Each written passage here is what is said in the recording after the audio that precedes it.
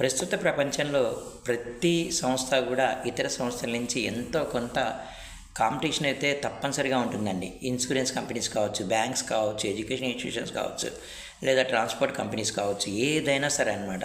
Competition కాబట్టి ఇలాంటి సందర్భంలో ప్రతి ఎంప్లాయీ కూడా తన సంస్థకి తానే బ్రాండ్ అంబాసిడర్గా మారాలన్నమాట. ఉదాహరణకి ఎల్ఐసిలో ప్రతి బ్రాంచ్ మేనేజరు లేదా అసిస్టెంట్ మేనేజర్స్ కావచ్చు, ఎంప్లాయీస్ కావచ్చు, ఇంత దిశానిర్దేశం చేస్తూ ఇన్ని పాలసీలు చేయాలని చెప్పి టార్గెట్స్ పెట్టడం, ఇవన్నీ కూడా మనం చూస్తున్నాం. అలాగే బ్యాంకింగ్ కంపెనీస్లో కూడా ఇన్ని డిపాజిట్స్ ఇప్పించాలని చెప్పడం, అలాగే ఇన్ని డీమార్ట్ ఖాతాలు తెరవాలని చెప్పడం, అలాగే స్టాక్ బ్రోకింగ్ సంస్థల్లో మనం చూసినట్లయితే ఎన్జిల్ వన్ కావచ్చు, ఐసిఐసిఐ ప్రూడెంట్ కావచ్చు, ఇవన్నీ కూడా అనమాట. చాలా హెచ్డిఎఫ్సి సెక్యూరిటీస్ అంతా కూడా టార్గెట్ మార్కెట్ అనమాట.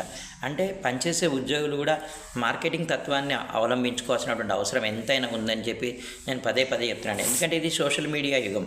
మనం ఏం చేస్తున్నాం, ఎంత మంచి చేస్తున్నాం, ఎంత గొప్ప చేస్తున్నాం అనేది సోషల్ మీడియాలో మనం చాలా ప్రచారం చేసినటువంటి అవసరం ఎంతైనా ఉంది. అలా అని చెప్పి లేనిది ఉన్నట్టు చూపించమని చెప్పి నేను ఎప్పుడు కూడా చెప్పను.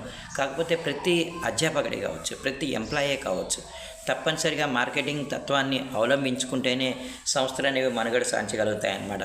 ఇప్పుడు ఉదాహరణకి తెలంగాణలో అడ్మిషన్స్ టైం దోస్త్ అని చెప్పి ఉంటుంది అనమాట, ఆన్లైన్ అడ్మిషన్స్.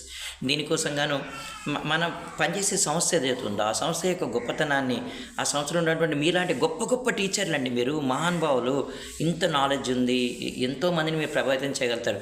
కానీ ఒక్కొక్క విషయం అండి, మార్కెటింగ్ చేసుకోవాలండి. మనం మార్కెటింగ్ చేసుకోవాలి. అందరూ నాగరిక వస్తారంటే రావచ్చు, చెప్పలేం. కాకపోతే ఏంటంటే మార్కెటింగ్ చేయాలండి, కాంపిటీషన్ ఉంటుందన్నమాట. నేను చెప్తున్నాను కదండి, మీకు మీరే ప్రొఫెషనల్గా మారాలి, మీకు మీరే బ్రాండ్ అంబాసిడర్గా మారాలి. దీనికి యాజమాన్యం యొక్క సహకారం అనేది ఉండాలి. ఎందుకంటే మనం ఈ విధంగా చొరవ తీసుకొని నా సంస్థ అని మనం చెప్తున్నప్పుడు వారికి కొంచెం ఇబ్బందికరంగా ఉన్నా సరే క్షమించాలి, ఇంత చొరవ నేను తీసుకుంటున్నందుకు. కానీ తప్పదండి, ఇంకా మార్కెటింగ్ చేయాల్సిందే. నేను ఎంతసేపు కూడా బయటికి రాను, నాకు నాలెడ్జ్ ఎక్కువ ఉంది, నేను గొప్ప పండితుడిని, లేదా మంచి ఆఫీసర్ని, లేదా మంచి టీచర్ని అలా అనుకుంటే మనుగడ సాధించడం అనేది ఈ పోటీ ప్రపంచంలో మాత్రం సాధ్యం కాదు. ఈ విషయాన్ని ప్రతి సంస్థ, విద్యా సంస్థలే కాదండి, ప్రతి సంస్థ, ప్రతి వాణిజ్య, ప్రతి వ్యాపార సంస్థ కూడా గుర్తుపట్టింది అనమాట. కాబట్టి కంప్లీట్గా ఒక్కొక్కసారి ఈ విధంగా మీటింగ్లు పెట్టి ఎంప్లాయీస్కి దిశానిర్దేశం చేయడం, కొన్ని టార్గెట్స్ విధించడం, ఏ విధంగా మనం అచీవ్ చేయాలో గోల్ అనేది తెలియచేయడం, ఈ విధంగా పోటీ తత్వాన్ని, మార్కెటింగ్ తత్వాన్ని ప్రతి ఒక్క ఉద్యోగి అలవర్చుకుంటేనే సంస్థలు అనేవి రేపు మనుగడ సాధించగలుగుతాయి.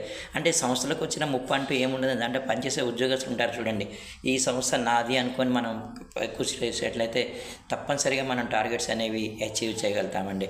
Once again all the best counselling.